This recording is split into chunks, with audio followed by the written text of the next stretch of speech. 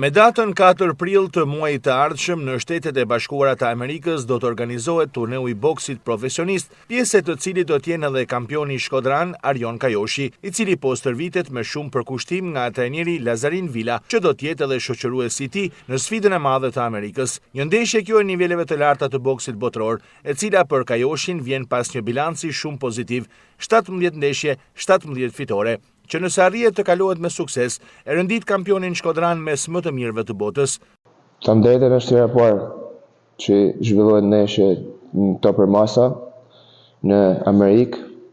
Kjo është fell e falë Nelson Hys, i cili ka arrit bëj një bashkëpunim me Ardian Çuka, ose i cili ka kompaninë Çuka Boxing Promotion. Bëhet një aktivitet i cili Arjon Kajoshi do të luftoj për një titull WBA, dhe me këtë shpresojmë, sepse ndeshja është shumë e vështirë, shpresojmë fitoren e tij.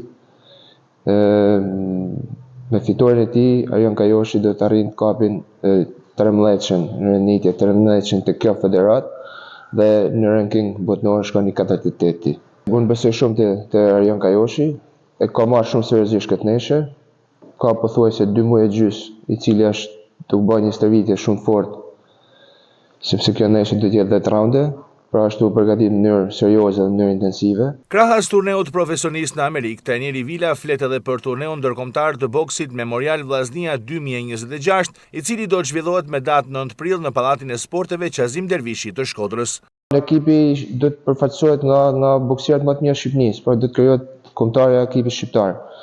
Patjetër që ekipi Vllaznis ka 4 deri në 5 boksierë që do të marrin pjesë në këtë aktivitet, por normalisht do të paraqiten te ky aktivitet edhe kampionët dhe nënkampionët e shqiptar, dhe të gjithë boksierët të cilët pretendojnë me shku nëpër kampionate europiane, botërore, kualifikuese. Por kjo është një test i mirë edhe i bokserëve tonë për në arenën ndërkombëtare.